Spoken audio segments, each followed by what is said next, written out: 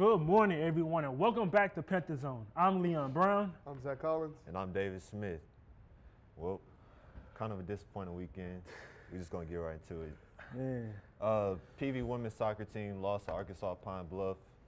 Offense wasn't there. Defense showed up, but really couldn't get much going on offense. Yeah. So let's go right into this Southern game. Zach, you got a lot of explaining to do, son. Man.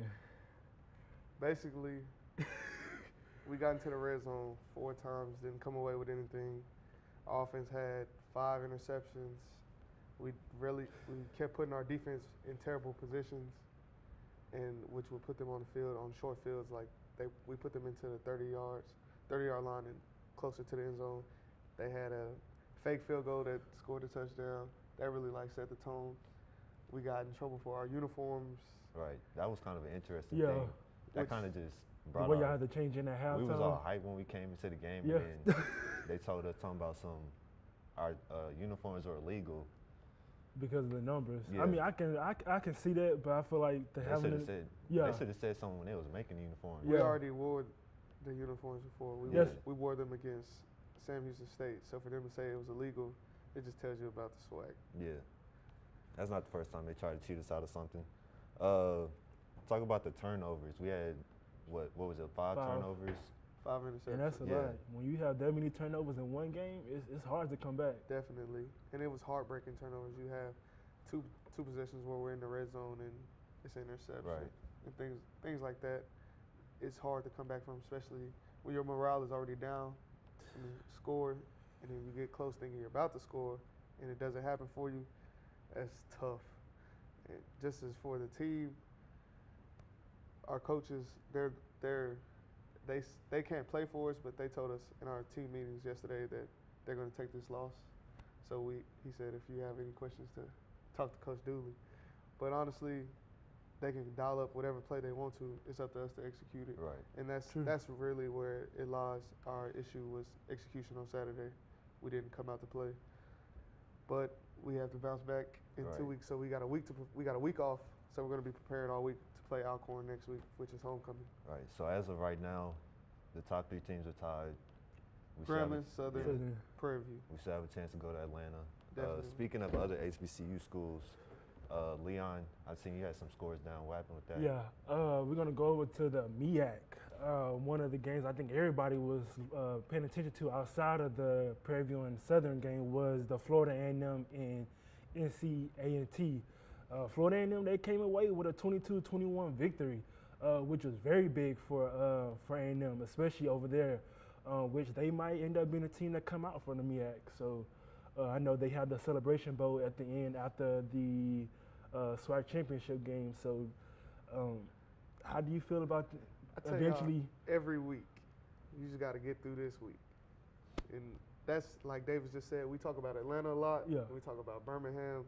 But you have to make it through this season. Like North Carolina A&T was number 1 in the MEAC, just like we were number 1 in the SWAC West. And they didn't bring their best game, and that's how Saturdays work. Any Saturday, it could be taken away from you. So as far as for the MEAC, that puts FAMU at the top of the MEAC, which it has a familiar leader with Willie Simmons. But that also lets you know that this is a different year with Grambling taking a loss, with us losing to Southern. Like, it's a different atmosphere. Yeah. And once again, everything is wide open for your taking. So whether it be in the MEAC, where the Florida A&M is leading, or whether you look in the SWAC West, where you have a 3-way tie. Yeah. So it's all open up. And then you can also look in the SWAC East, where I think you had a score. Yeah, Grambling and Texas Southern also faced 2, which was a very good game. Grambling, they came away with a 34-21 victory. Texas Southern, they've been slow this year. I really haven't seen too much of them, but I know we faced them before the regular season ends. So I think everybody is looking forward to that game. So that's gonna be a breeze. Yeah, I feel like it should be a breeze, but hey, you never know, things change. Things happen. You're right. So. And then Alcorn beat Alabama A&M to 30. Go ahead. 35-26 to cement their status as number 1 in the East. Yeah. So, even though they also have one loss. They lost to Alabama State. Yeah. So that should be interesting, looking to see how their side of the bracket Bracket plays plays out.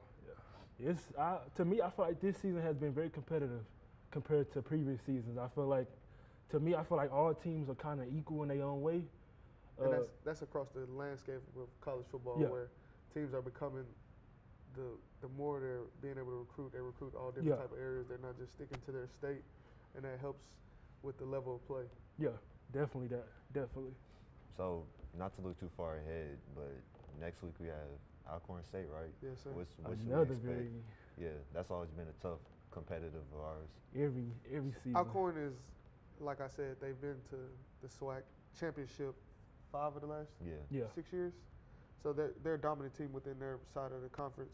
We lost a tough, heartbreaking loss to them last year where we were leading by 14 points, I want to say. Mhm. So that's a familiar foe that we always have, and that's definitely a game we're looking forward to restake our claim as one of the best within the SWAC.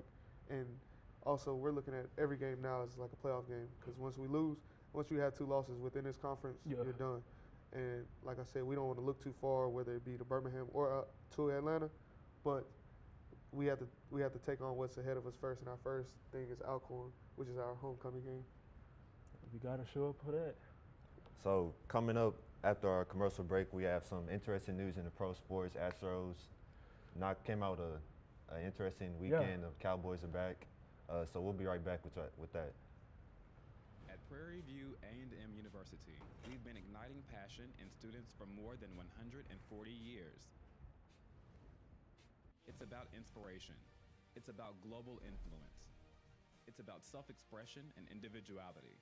It's about trailblazing a path of excellence. It's about engaging in the greater community.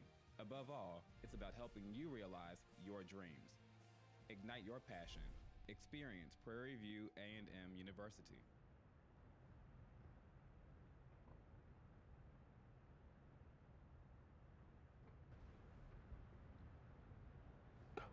All right, now welcome back to the Sports Zone. Going into some baseball news, the Astros faced the Red Sox last night and lost, unfortunately. They lost 5-7, had a slow start. The Red Sox started off hot thanks to their MVP candidate, Mookie Betts. Shout out to him. Even though I'm an Astros fan, you gotta support my brothers. Which one you go support? Nah, you gotta support my brothers though. I feel you on that one. I Yeah. feel you. David Price also had a good start, but anyways, we're gonna give into the NFL. Dodgers and Brewers. They play tonight, and they're back in LA, so it should be a good game. Dodgers are always strong at home. Brewers are also strong away, it seems like. So it should be an interesting game. What's the series in that right now? Is it tied? It's 1-1. 1-1? Yeah. So some tough playoff games. Yeah. The NFL now, Cowboys and Jaguars, just going to start off with that. The Cowboys face the Jaguars. Cowboys won 40-7. Are the boys back? I wouldn't say they back, but hey, that performance I seen on yesterday, I was like, is this the team that we've been waiting on? Yeah. Like, that was a performance I have not seen from the Cowboys since the season start. And 40-7 against a pretty good Jacksonville team. I just want to see more from them. That's in my We opinion. just need consistency in Yeah. order to say they're back. As far as that win they just had this past Sunday, that was telling of what their positives are within their offense. When you let Dak Prescott run the ball, Yeah. that definitely helps you with the zone read he had. He had like a 15-yard touchdown. And then also their defense stepped up with their play. Big time. It doesn't look like they're missing Sean Lee with the Injury. injury. Now they have the Vander S kid who's replaced Sean Lee. He's doing a real good job. Jacksonville Jaguars defense did not come to play. And it's been like that for like a couple weeks Yeah. now. Especially Jalen Ramsey, Yeah, the one who man. talks the most. Do you think it's time for him to humble himself, him and the defense?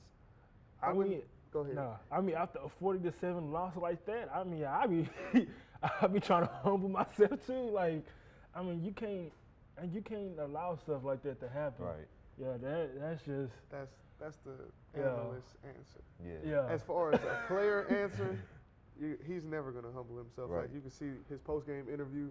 Yeah. He was just telling them that I that's don't know. Yeah. not like I don't know. I mean- but it's like as far as the type of player he is, he plays with confidence and he Right. talks a lot.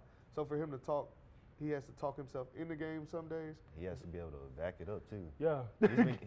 He's faced Tyreek Hill last week. He had Got one beat catch, on. Yeah. You're right, but he been beat on routes where he wasn't Yeah. getting the ball. but he had one catch. Odell Beckham.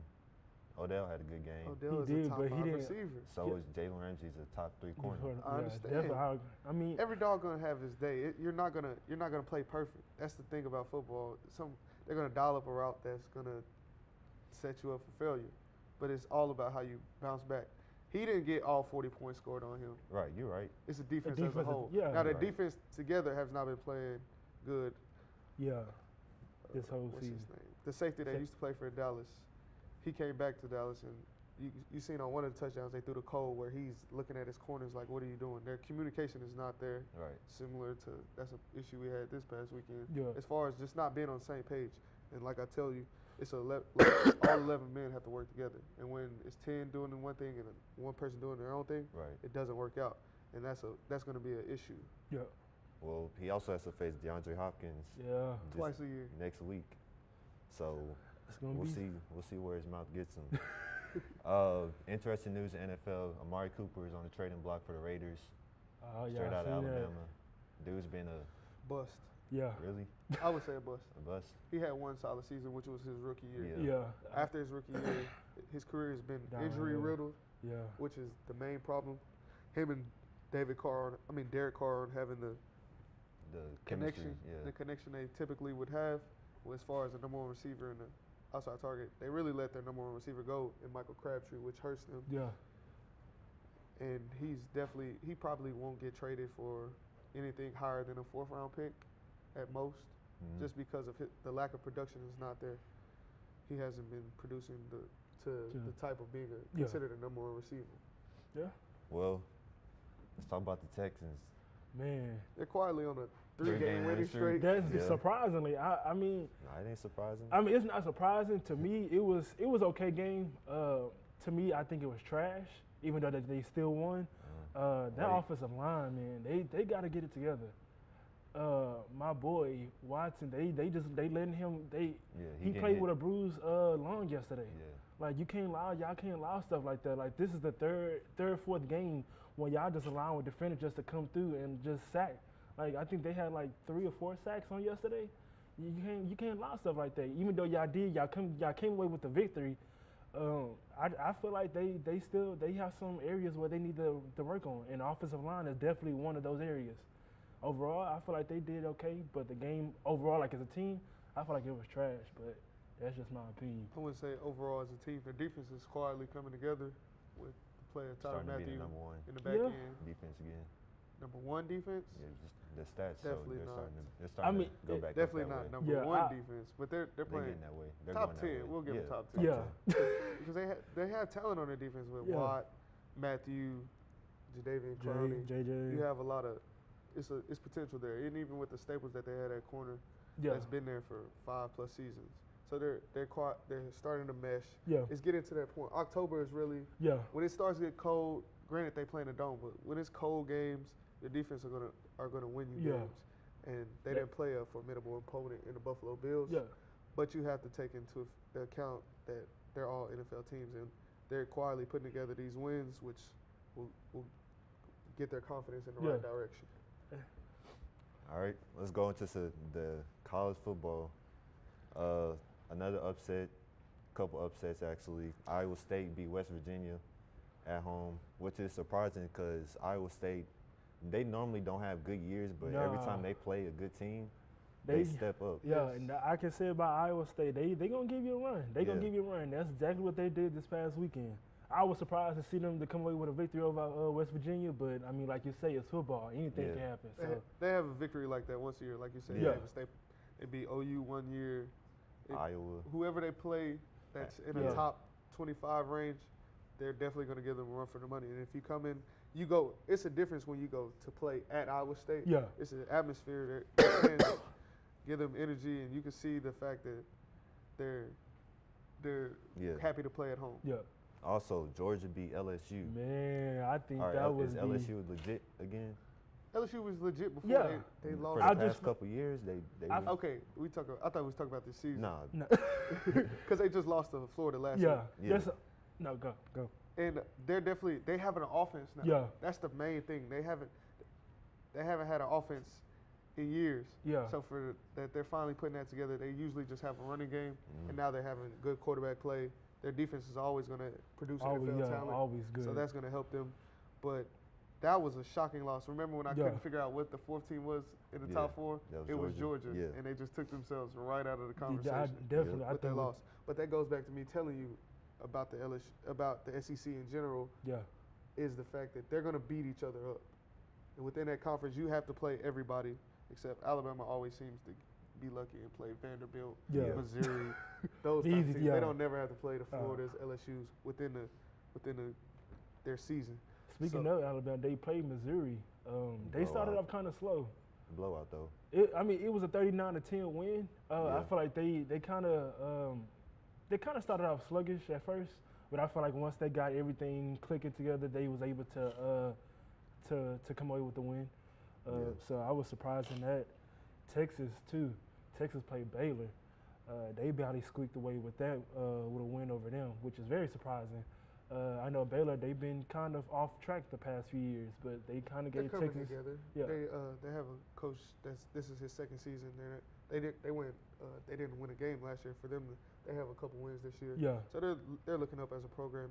After all their yeah, drama off the field, they're yeah, finally putting it definitely together. that. And the thing about that, we still kids, so Yeah. we look into the rearview mirror a lot. And with that game, they're still thriving off the fact that they just beat OU. Yeah, So they're overlooking yeah, Baylor.